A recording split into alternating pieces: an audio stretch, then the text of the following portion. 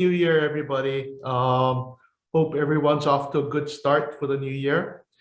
Welcome to our first Young Professionals Professional Development class for the year, presented by Jessica Cariaga of Chamber Diamond Special Investor HFS Federal Credit Union, who has been supporting our community for the past 85 years. And they are running specials right now, so check them out. Fittingly, Jess has titled her presentation, New Year, Better Money Habits. And before we get just started, we'd like to kind of go around the room and ask everyone to introduce themselves, where you work, what you do, just a quick intro. So let's start off with our Young Professionals co-chair, Dennis. And then we'll followed by Jace. Good morning, everybody. My name is Dennis. I work for HPM Building Supply as their program manager for their prefabricated houses. And I am, like Miles said, the co-chair of the Young Professionals Committee here at the Chamber of Commerce. Happy New Year, everybody. My name is Jace Takia of Eclipse Effect Events. I do DJ, MC, sound, and lighting services, and also virtual event services. Thanks, Jace. How about Ashley, and then go on to Cara.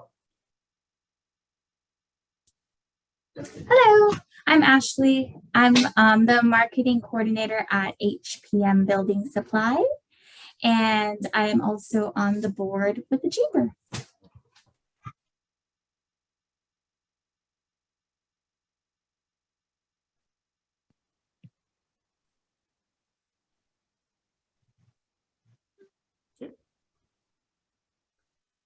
Cara, whenever you're ready.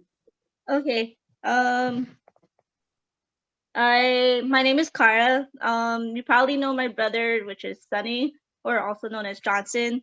I work with my mom's business, which it's called Sun. It's the alterations and sewing place. So we do a bunch of alterations on clothing and whatnot, like household stuff or anything like that. Thank you, Cara. Okay, let's go to Malu and followed by Amy. Aloha, I'm Malu Dibas. I'm a philanthropy officer for our Hawaii Island team of the Hawaii Community Foundation. Nice to see you all. Aloha, Amy. I joined AES Clean Energy in November, and my title is Community Outreach Analyst.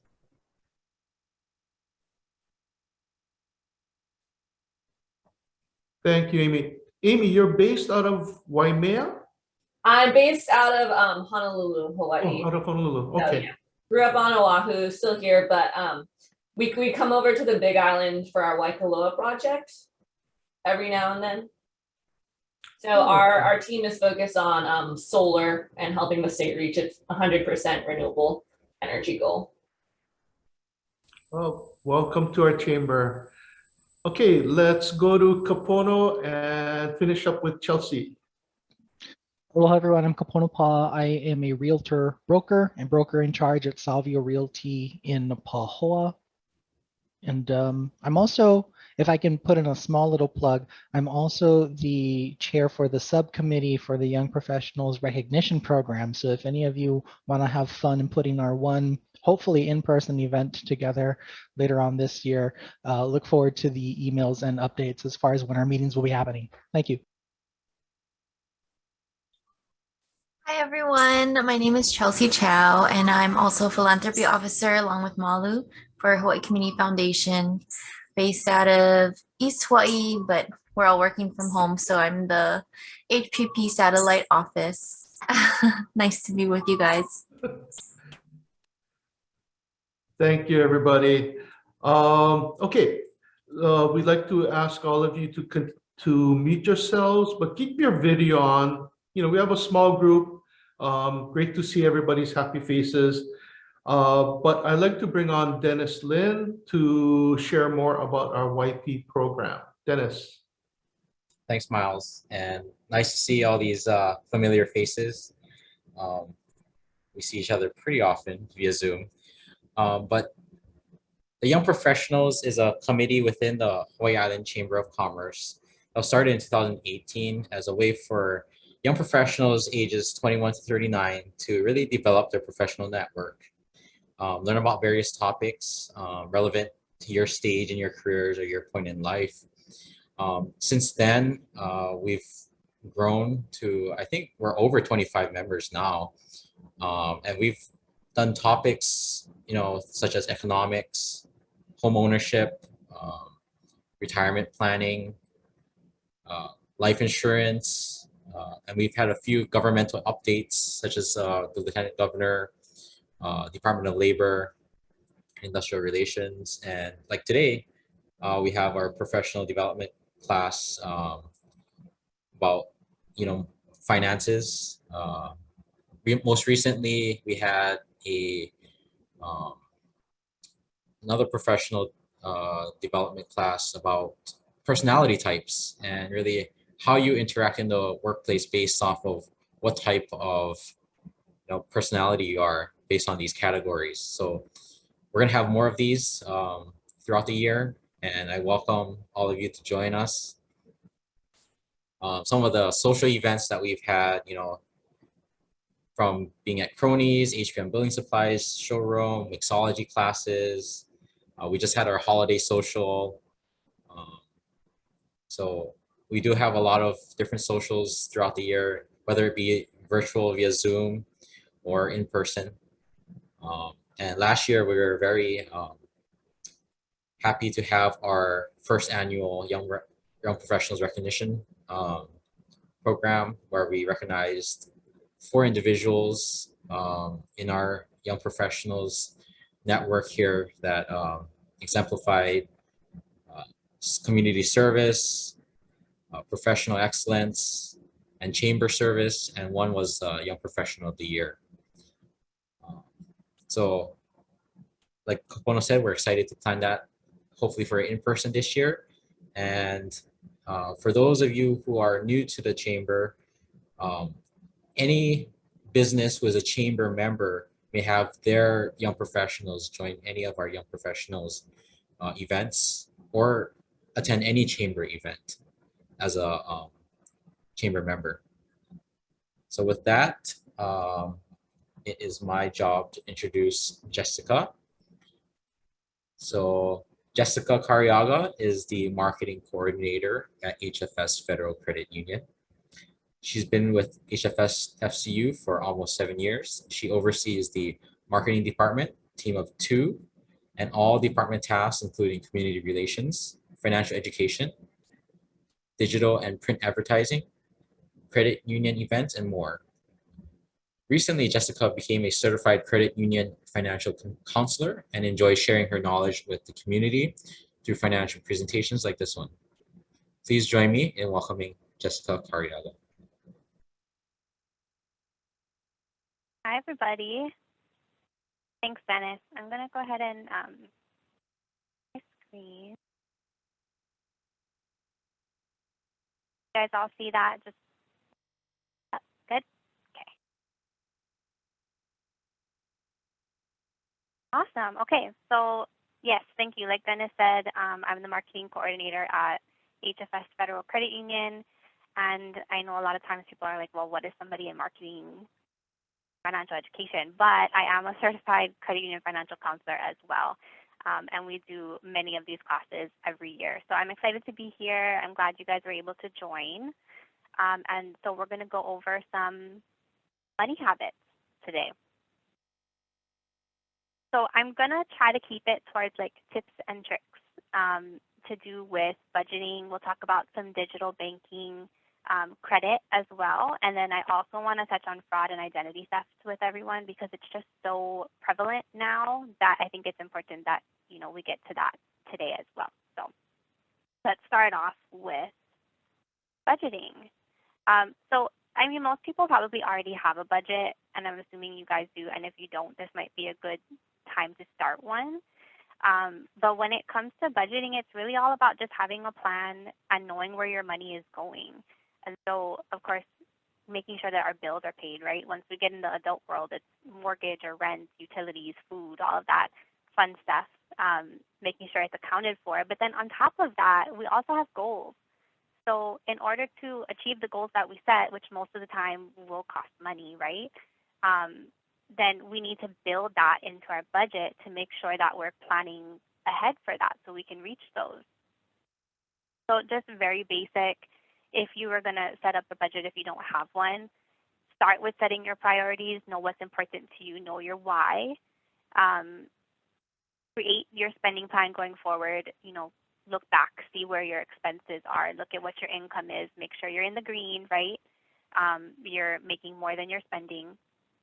And then the one thing we always tell people is to evaluate and make adjustments. So budgeting is a very fluid, flexible process. So it's always going to be changing. It's not like a set it and forget it kind of thing. So some people do like monthly budget check-ins with their family, or maybe it's just an annual thing, or if there's a change in your income, then it's a good time to sit down and take a look at everything and just readjust it. It's totally normal to do that as often as you'd like.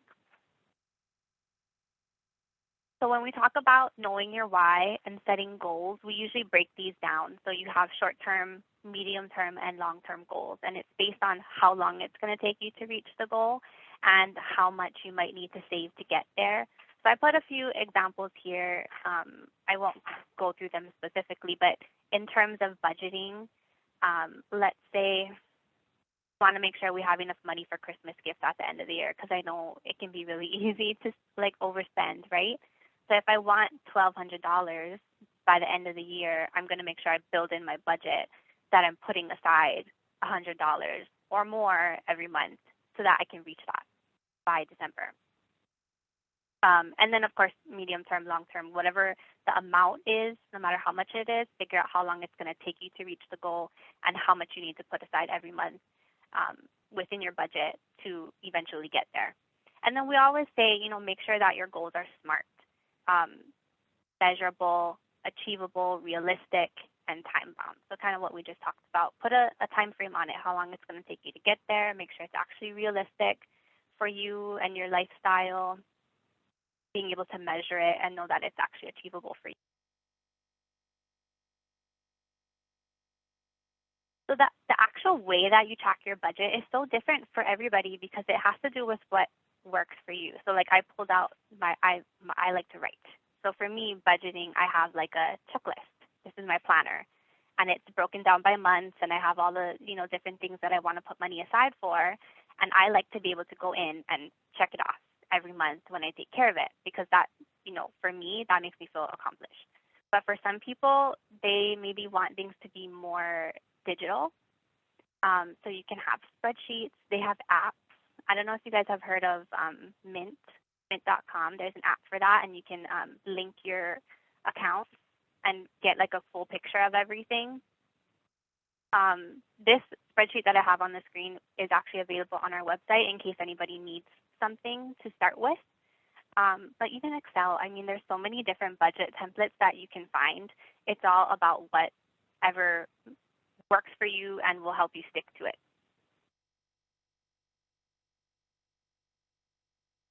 And then I also broke it down here into just some tips that I wanted to make sure that I touched on when it comes to your budget.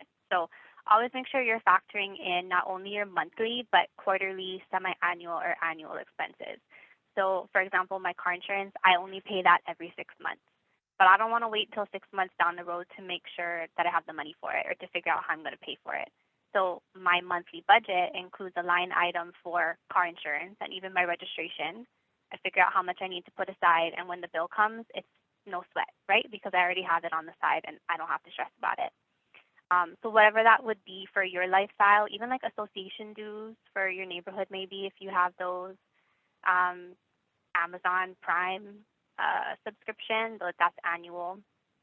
But just making sure you think of all those things and build those in so it doesn't catch you by surprise. And then utilizing payroll deduction is really helpful for a lot of people to make savings automatic. So for some of us, saving isn't a natural process. Like we might just see the extra money in our checking account after we've paid all our bills, and it's like, oh, okay, now I have money to spend. But I was always taught growing up that you should pay yourself first. So savings for me is always a part of my budget. But if it's hard to make sure that that's happening, then have the money taken out from your paycheck right up front. So when the paycheck is, direct deposited into your account, you can set it up so that automatically a certain portion is moved into a separate account for your savings. And that way, that's a nice like set it and forget it feature. And then you can go look later and see all the money you got saved up, right? So that's always a helpful tool. And then, like I said, treating saving as a line item so that it never gets forgotten about. Number 4, setting aside an emergency fund is super important. So what we recommend and what most people recommend is to have 3 to 6 months of income set aside into an emergency fund. So if that's something that you don't have now, that could be one of your goals that you build into your budget to work up towards. And really what it is, it's a buffer for you. So if something happens with your job, we all saw, what happened with COVID.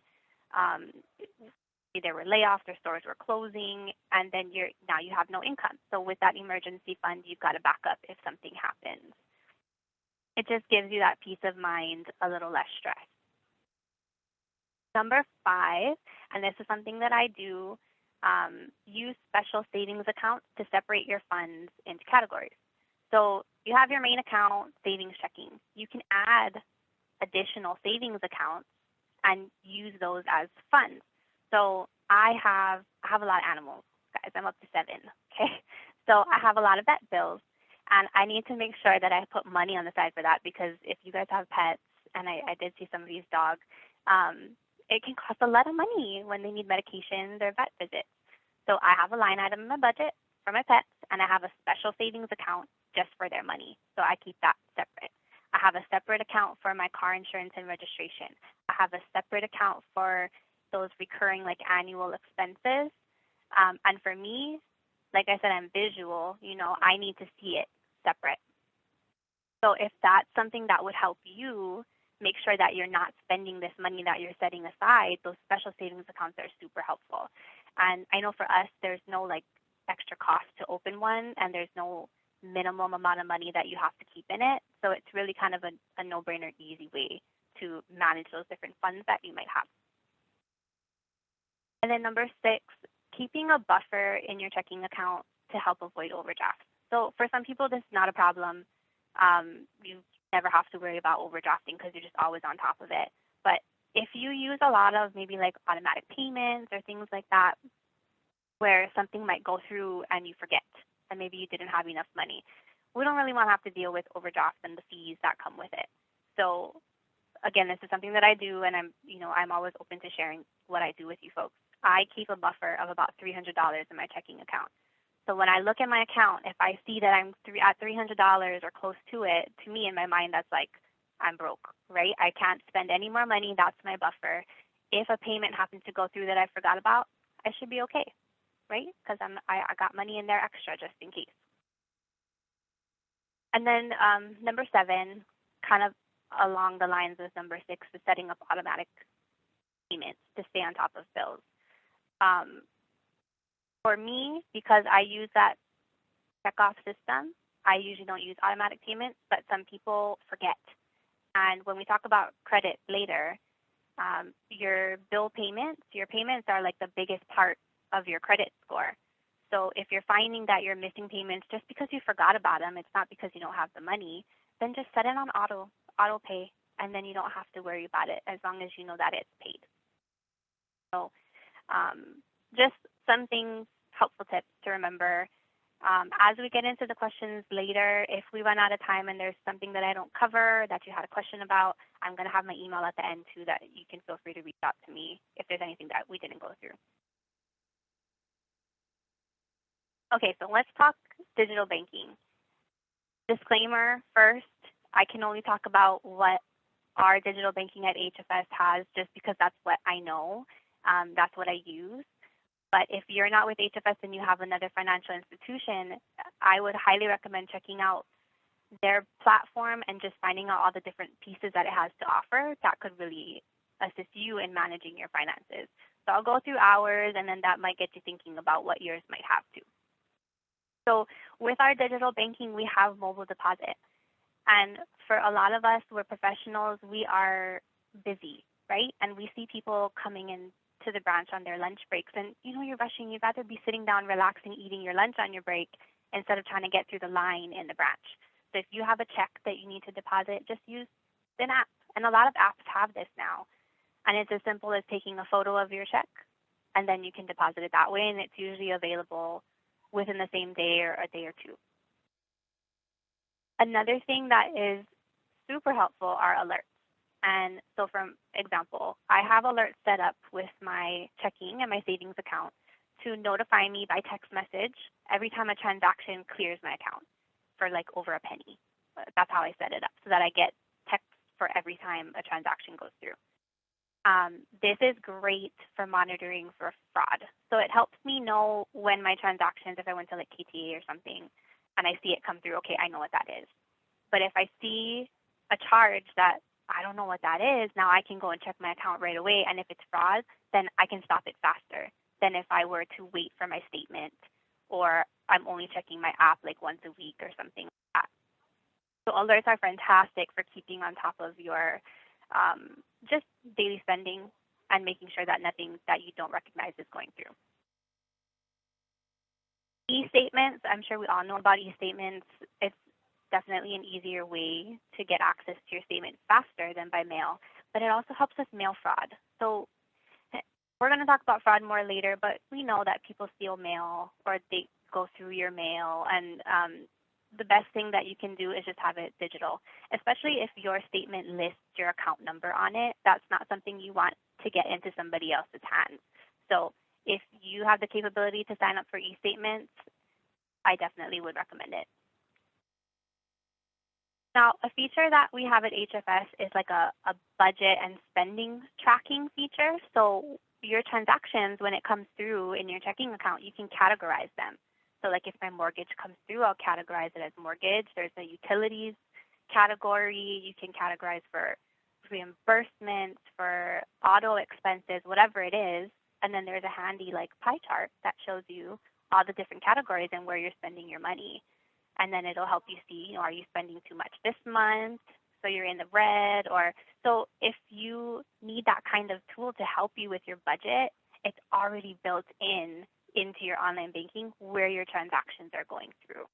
So we found that to be super helpful, and that's something that I personally utilize every month. I also put down peer-to-peer payments. So I know in this age of Venmo and PayPal and all those different ways that you can pay your friends back, we have that built into our online banking as well. And I know other places might. And ours is called Send Money. So basically you can utilize it goes through like a debit card, and then you send it straight to a friend. And that's just a super simple way to do it without having to download an extra app and link your account to it, because that is also another thing where fraud can take place, right? We also have secure messaging. So again, time. If you don't have time to go into a branch to meet with somebody or sit on the phone on hold, there's a messaging portal right within online banking that you can get in touch with your representatives from the financial institution, and you know that that portal is secure. So whatever information you're sharing, whether it's about your account number, anything like that, you don't have to worry about it getting into the wrong hands. And then lastly, we also have credit score and credit report monitoring, which I know a lot of places have too. And I will talk about credit soon, right after this. But keeping on top of maybe what your credit score is, what things are listed on your credit report. And ours even has alerts. So if I were to go and apply for a loan, once I hit submit and they pull my credit, I get an alert in my email that, hey, such and such place pulled your credit. If this wasn't you, make sure you go and report it. So it's just all about keeping you on top of what's happening with not only your credit, but with your finances, so that you know what's going on, making it easier to manage it.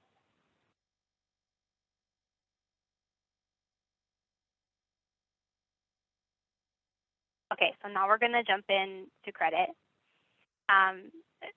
I'll just go real quick. What makes up your credit score? Like I mentioned earlier, the biggest part is your payment history, and that's at 35% of your score. And then amounts owed is at 30%, length of credit history 15%, new credit 10%, and types of credit used is 10% as well. So why is credit important? And I think the easiest way to show why it's so important is to give an example. So I have two up here on the screen, somebody with a high, an A credit score, and somebody with a lower credit score. They're buying a car, for example, and let's say this car is 40 grand, which I think is pretty typical for what people spend nowadays on like a smaller truck or an SUV. So of course, if you got a higher credit score, you're going to get a pretty good low interest rate. This person would have a payment of about $700 a month, and the total interest they would pay is a little over $2,000. So in total, this car that they bought would cost them a little over $42,000. Now, if you look on the other side, because their score is not the greatest, their interest rate is super high. So their monthly payment is over $200 more. So think about the impact that that additional $200 could have on your budget. And then look at this interest payment. Over 5 years, $15,000. So that same exact car is going to cost that person over $55,000 just because they don't have the greatest credit score at that moment. So I think this is a really good way to show how it impacts your money if your credit score is on the low end. So sometimes if you're looking at making a big purchase, better to take some time to focus on your credit score and figure out, ways that you can build it up to get it to a place where maybe you're at an A or a B and you won't be paying as much interest. It doesn't affect your budget as much.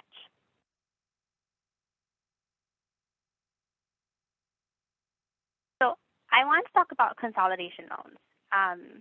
Along the lines of the New Year better money habits and New Year's resolutions, we see a lot of people come January, they want to get their finances in order. Maybe it's paying down debt or building a better budget, saving more, whatever it is. And so consolidation loans tend to come up a lot in the beginning of the year.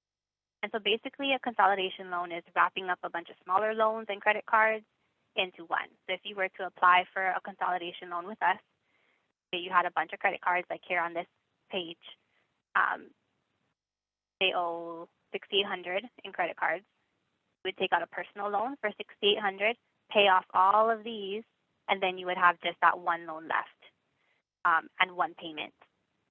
So I wanted to bring this example to kind of show when you should be looking at taking out a consolidation loan.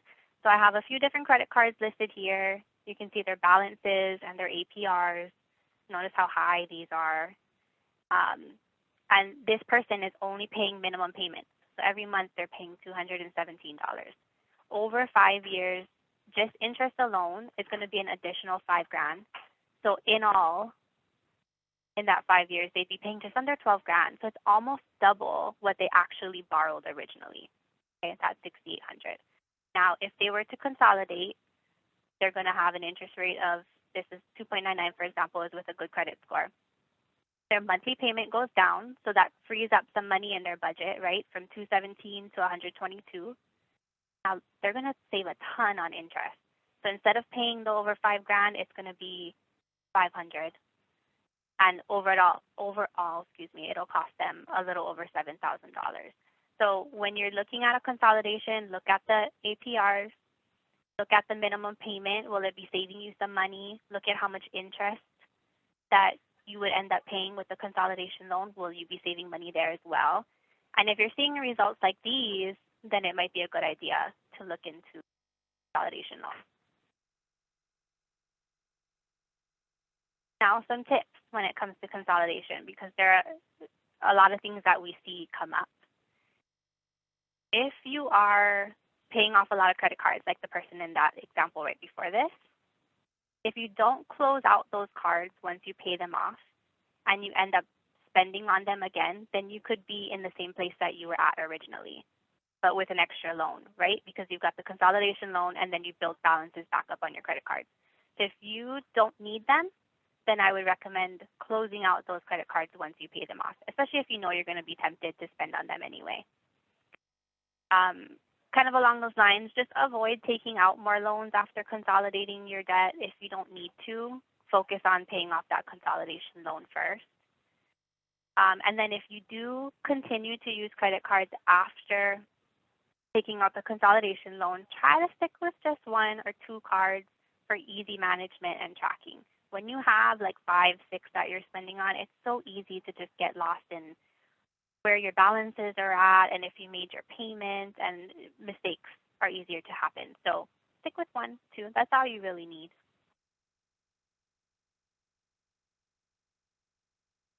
Okay, and then I added in just some credit tips here that I wanted to make sure that I mentioned. Never use more than 25 to 30% of your total credit limit. And that's for everything. Like say you have like 5, 6 credit cards, that's all of those credit limits combined together. And for the individual cards as well. And the reason for that is if you're maxing out your credit cards every month, you're showing that you are relying on your credit, right? So maybe you don't have enough income coming in and you're spending all on your credit cards and you're at like 100%. That's going to actually drop your credit score. As people see their score and they don't understand, what happened, how come it got lower, and then their ratio, it's called the utilization ratio, that's at like 70% or higher, that would be why your credit score would go down. When you are looking for credit cards, shop around, find the right one for you. So like on that slide before, look at how high some of these interest rates are. And so if it's a card that you don't plan to pay off every month, look for a card that has a lower rate because that's less interest that you're paying. Some cards have annual fees. So I know the Hawaiian Airlines card, I think it's like $89 a year or something like that.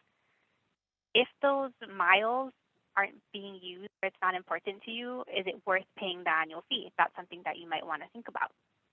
And then look for rewards. A lot of cards have rewards programs nowadays. If that's important to you, find one that has a good rewards program, whether it's points or cash back. There's so many options to look for. So just take some time to shop around first. We also recommend that you check your credit report at least once a year. And a lot of people don't know this, but you can go to annualcreditreport.com and pull 1 free report per year from each of the credit bureaus. And there's 3, right? So Experian, Equifax, and TransUnion. So you could go in at the beginning of the year and pull from one, the middle of the year pull from another, and then one more at the end of the year. And that's a good way to kind of just keep track of where you are. Now, it doesn't show you your score, but it shows you your credit report. And if you find anything on the report that doesn't belong to you, because that's where identity theft will happen. If somebody steals your Social Security and they're taking out loans in your name, that's where it's going to show up, is on your credit report. And if it doesn't belong to you, then you want to go ahead and report it and get it taken off the report so it does not affect your score. It's always good to just keep an eye on it. With credit cards, we always recommend pay more than the minimum balance if you can't pay it off in full.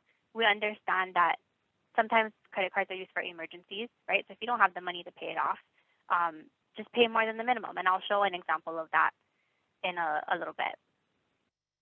And then lastly, as much as you can, try to avoid late payments. So just one late payment can actually drop your credit score 10 to 35%, which is a lot. And I don't think people realize that it can drop that much. And I know I didn't when I learned this from my course. So if late payments are an issue, like we talked about earlier, set up auto pay. That's the easiest way to just make sure it's handled and you don't have to worry about it. Here's the credit card example I wanted to share with you folks about the minimum payment versus paying extra. So basically, your minimum payment is $15 and your total is $987. So if you pay only the minimum, it takes you 9 years paying $15 a month, and you end up paying just about double what you actually spent in the beginning. And then if you add just $20 more, which is not much, I mean, that's like one meal or a couple lunches or something, then it cuts that way down from 9 years to 3 years, and then you save about $500 in interest. So the total amount paid is $1,200. So even just a little bit extra, whatever you can, is going to help you out in the long run in how much you're paying total.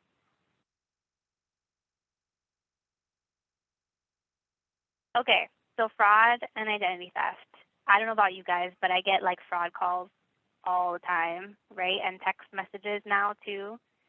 And they're such a pain. But I think the main thing that's important is for us to be able to recognize the signs of fraud so that we don't fall victim to it. So I pulled together a couple of examples that I wanted to bring up that I know happen quite often. The first one is call spoofing, which I think is happening more now than it used to. So for example, somebody could be calling you and it says our phone number, 930-1400, HFS's number on the screen. But when you answer, it's actually a scammer who's pretending to be us. And really the only way you would know is by the questions that they're asking. So when this happens, they might be asking for a card number and an account number, social security number, things that we would never ask because we already have that information. So we have to look for red flags if we were to be in this situation. Card fraud. So that can happen in a variety of ways. It could be through a breach, like a company breach. I know that happened with Target, Home Depot, like a bunch of different places in the past. Or, you know, if you're shopping on maybe a not so secure site and somebody was able to steal your card info through there. They also have something called card skimmers. I don't know if you guys have heard of that, where they put it, on like an ATM or something, and it actually steals your card information when you put in. And so for that, usually if something looks off, you just kind of like jiggle the place where you put the card in. And if it moves, I probably wouldn't trust it. I also feel it's important to mention social media just because we all use it so much now. But there's a few different ways that fraud can happen on social. I'm sure you guys have seen those quizzes, right, where it asks you what hometown you came from, the color of your first car, your dog's name, all those kind of just seemingly random questions for fun. But really, those are common authentication questions if you're trying to reset a password for a website. So they could be using that information to try to like hack a site and change your password and get into it, whether it's online banking or any other site. So stay away from those types of things if you can, or make your page private so that only the people that you allow to see it can see it. There's also romance scams, which we know happens often. Gain somebody's trust, and then they start asking you for money, and then you find out they're not who they said they were. And now Facebook Marketplace, we scams happening through there too, where someone tries to buy an item from you, and they end up giving you a fraudulent check. So all things to look out for. And then lastly, phishing, which is basically tricking someone into providing information through email, text message, any of those different avenues. Just a couple red flags I want to point out. Don't click on links that you're not sure where they came from. So if you I just got this the other day. I think it said it was AT&T and that I won something, and I had to click on a link to get it. Don't click on it. Like, I don't think AT&T was even having any kind of sweepstakes or promotion, and that's not how they would tell me I won. Don't click on the link because they could steal your information that way. Look for grammatical errors. So a lot of times phishing emails will have it, like it won't make sense. It's not correct English or grammar, or there's a lot of formatting issues in letters. And then the last thing I want to mention is if there is a link, when you hover over it with your mouse on your computer, usually the little box pops up and tells you what URL it actually goes to. If they don't match, then that's potentially an issue too. So that's another way to check before you click on anything. So I kind of broke this down into some simple tips that we should all be able to remember. First, of course, is not sharing sensitive information. So what is sensitive information? That's your social security number, your account number, debit or credit card numbers, PIN numbers, and your online banking information. That's a scam that we've seen recently where they trick you into helping them log into online banking. So if they call you and they ask you to log in, but they need a code. So, I'm going to send you this code, read it off of your phone for me. Don't ever give that out. So that code to access online banking, that's considered sensitive information. Because if they have that, they can get in, change your password, and now you're locked out, and they can access your funds. Okay, so if anybody's asking you for any of those things, big red flag. If it's on the phone, hang up. Whatever you got to do to just end that right there. Always be cautious when you're using public Wi-Fi. It's not secure, of course.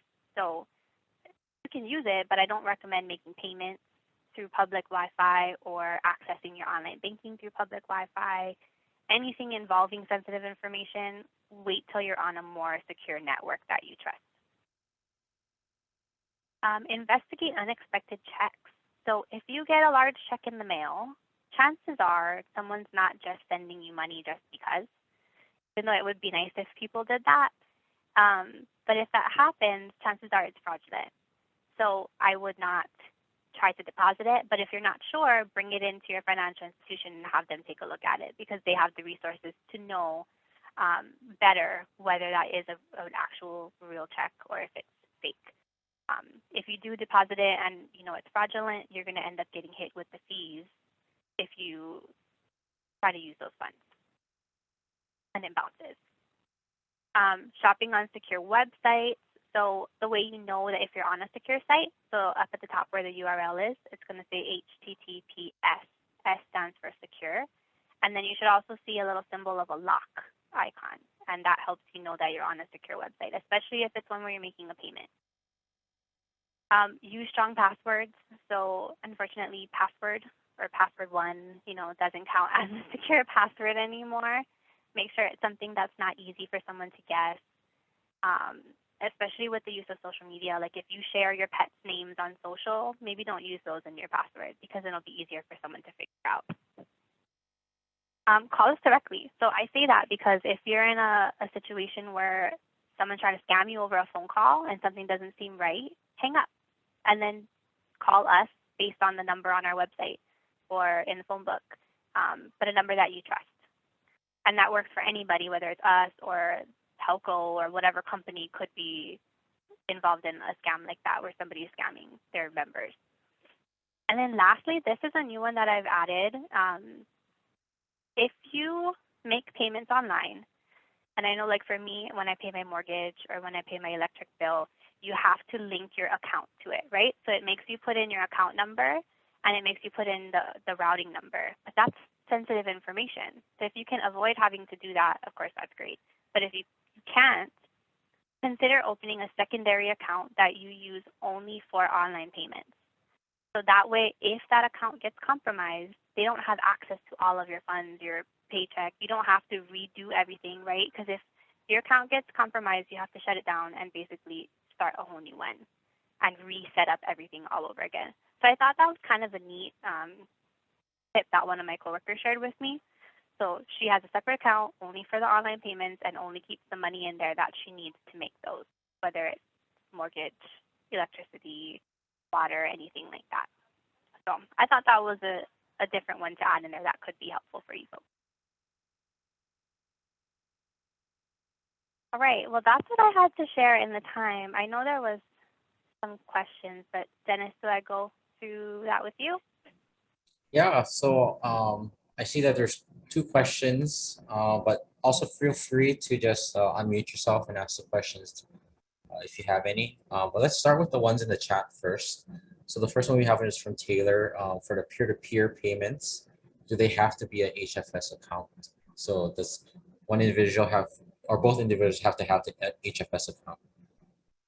They actually don't, Taylor. So it works through like a debit card number. So as long as you have the other person's email address or phone number, that's how they would get the request. They don't need to have an HFS account. Awesome, That's thank you. Yeah. And we have the second question from Chelsea. I've heard that you should pay the statement balance on your credit cards rather than the current balance. Is that still accurate? I would say so, yes. Because the statement balance is, based on the date that they pulled that statement, that's what you would have to pay in order for your card to be considered paid off, right? Current balance is everything that you've charged from that statement balance and current, so added on to that. So the statement balance will make sure that your card is paid off as long as you pay that, and you won't get added interest on top of it. As far as credit card payments go, something we tell people too is if it's easier for you, because this is how I do it, instead of waiting for the balance to come every month, usually you can make payments as you go. So if I charge something to my card, so like I took my cat to the vet the other day and I have my budget for my pets, right? So as soon as the charge goes through, I just pay that right off through my online account. So you don't even have to wait for the statement balance if you don't want to. You just can make extra payments as you go, and it doesn't hurt anything. But to your question, yes, statement balance. Does it help anything to make those payments as you go? If anything, it's just helping you stay on top of not having or paying it off, basically, and not having any interest added on later. And then, of course, that payment history helps build a positive credit score. So I think that's just the biggest thing, is making sure that you're not falling behind, so it doesn't negatively affect you as far as your credit goes. You were saying earlier that if you don't have a balance on a card, that you should close it.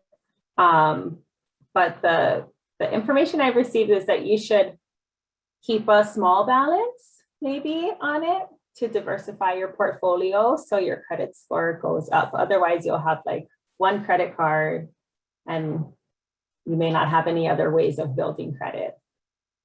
Is that true? Or so, as far as building credit, you don't have to keep a balance on your card. I do recommend that if you're going to keep the credit cards, that maybe you at least use it like once every so often, but then just pay it off right away, because then you're adding in that payment history to help with your score, but you don't necessarily have to keep a balance on the card.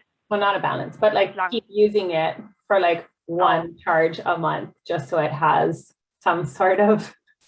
It's history, yeah, it's credit history. So yeah, you can do that, but I think in cases where you feel like might get into a position where you spent more and you can't pay it off and you don't want to get back there again, then it's probably just better to close it, or like put it locked away in a safe, or somebody put it in their freezer once, But yes, if you keep it open, definitely use it every once in a while and then pay it off, and that's your history building up.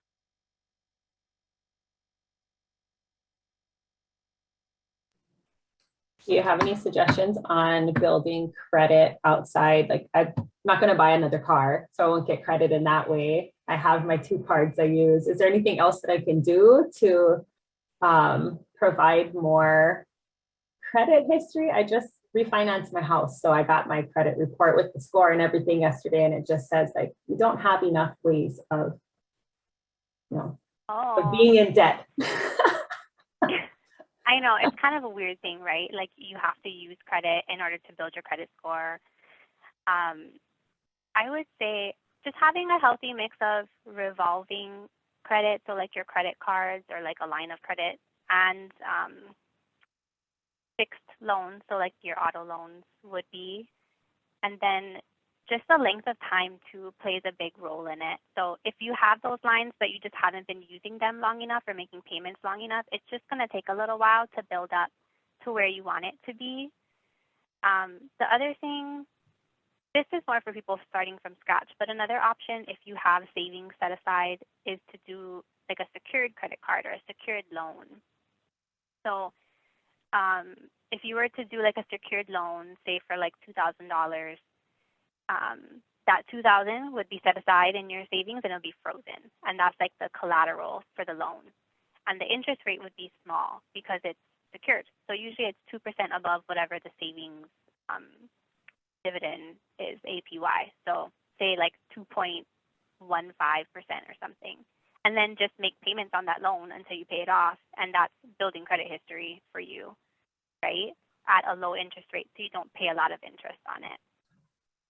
But the only downfall is that whatever money you use to secure it, you cannot use in the meantime. So you definitely don't want to use funds that you might need to spend later. But that's definitely another option too.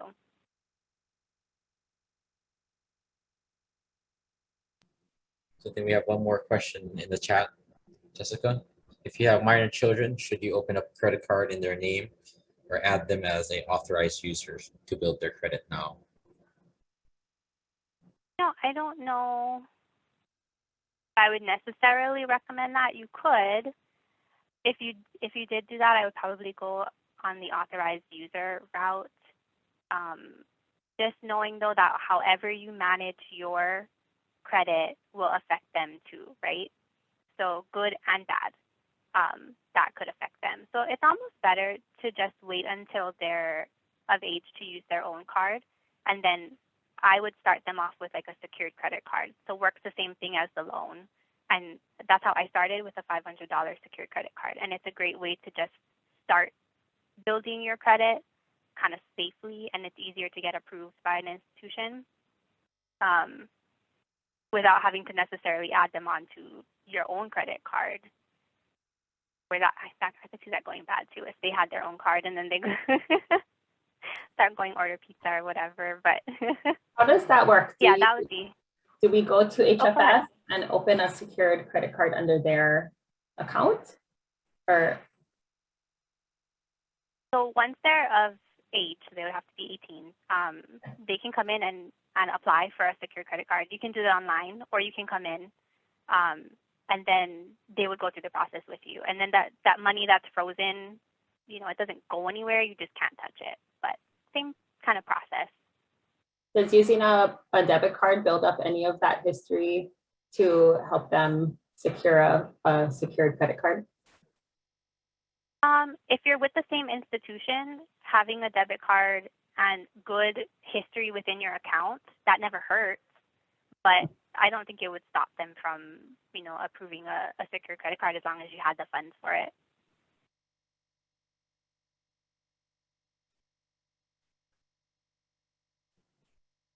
Great questions, guys. Any other questions? Yeah, Jessica, what is the that peer-to-peer money thing? Is it called Ven money? Send money, SEND. Send Or money. send money? Okay. Yeah. Is it in Pretty- the HFS app? Is it there? Yes, it should be in that menu on the left-hand side. You can view it through the app or through the desktop site. And then if any of you are members, there's also an option to transfer straight to another member. So if you have like a family member or something that your phone is under their account and you got to give them money to pay for it, you can transfer straight into their account as long as you have their account number too. So that's another really easy feature to use if you know they're a member. But make sure it's somebody you trust if they give you your account number or you give them your account number. I don't see it on the app. It might have to be something where, I know in some cases, if it's not there, then you have to like call just to get access to it. Oh, okay. I see the transfer to member, which Yeah. is helpful, but For the send money, if it's not there, I'm logging into my app now too. Then I would recommend giving us a call to get added to that feature. yeah, because Yeah, then you because don't I get have it on mine. the 3-day wait period for a transfer from Venmo, and you can have that money right there. Yeah. I know my friends would Yeah. do that. Yeah, give us a call to check on that one because I see it on mine, so I know it should still be there. It's under deposit check, so they might just need to add it for you. Hey, Jessica, is that budget template something you can share, or is that proprietary to HFS? The Excel sheet Yeah. that I had up there, yeah, it's actually already on our website. I can actually stop share real quick and then I'll grab the link for you guys. And it's editable, which is really nice. So you can just add, take out, whatever's easier for you. Any other questions? Oh, I thanks, think Dash. I think Jessica's touched on a lot of important topics that's really relevant in today's daily life, right? When we're using our phones on the internet, and she's also answered some questions that a lot of people ask all the time: is how do I start my credit history? How do I find a credit score, right? All that kind of stuff that's very useful. if there's no other questions, I have one more question. Yeah, go Sorry, I just thought of this one, but so like in terms of credit score, when somebody pulls your score, is it true that it'll decrease every time it's pulled? And then how much does it So, decrease? so it depends on the type of credit pull. So there's two kinds. There's a hard pull and a soft pull. So a hard credit pull is like if you go and put in an application somewhere. So you apply for an auto loan or a credit card. That's a hard pull on your credit score, and it does decrease your score. I don't have like a specific amount because it varies for every person, and it depends on your credit history. That's why, because they'll take into account like how often are you applying for credit, and if you're applying often, then your score could drop more. So I can't give you an exact amount, but yes, it does drop for the hard pull. A soft credit pull is for features like a Credit Karma, or like I mentioned in our online banking, we have a credit score simulator, the feature in there. Those are soft pulls, and those do not affect your credit score. So you don't have to worry about checking those because it won't affect it. That makes sense. Oh, okay, yeah, thank you.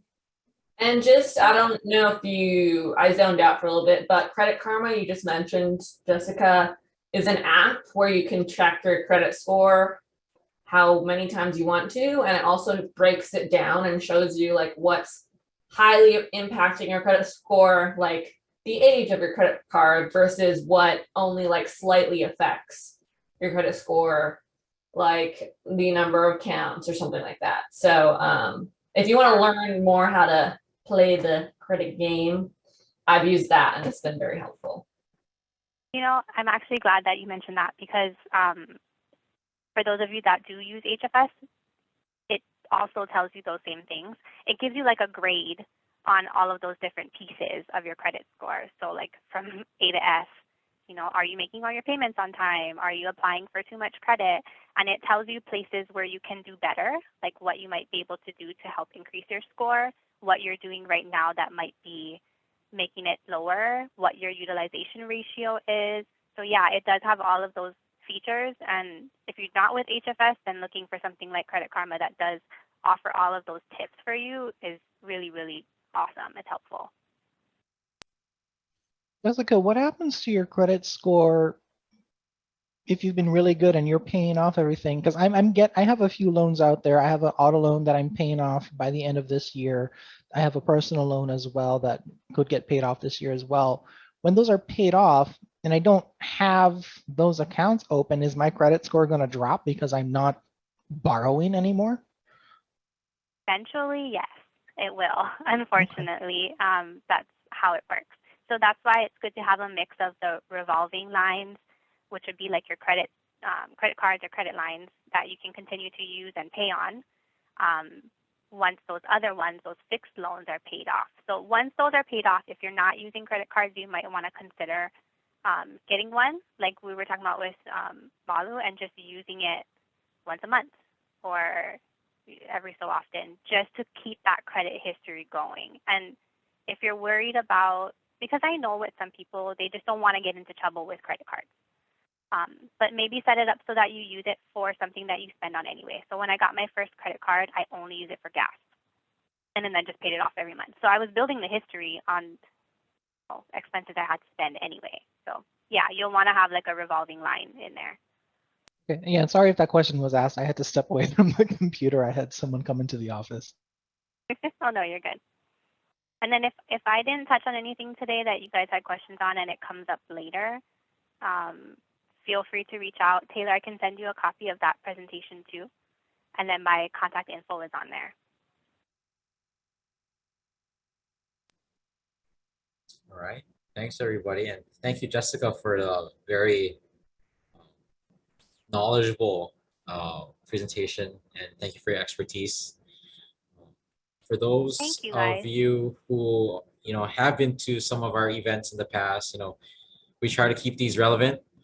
If you have any other topics that you would like to see in these professional development events, or any type of other topics, maybe economics or government relations or anything like that, let me know, or let Taylor and Miles know.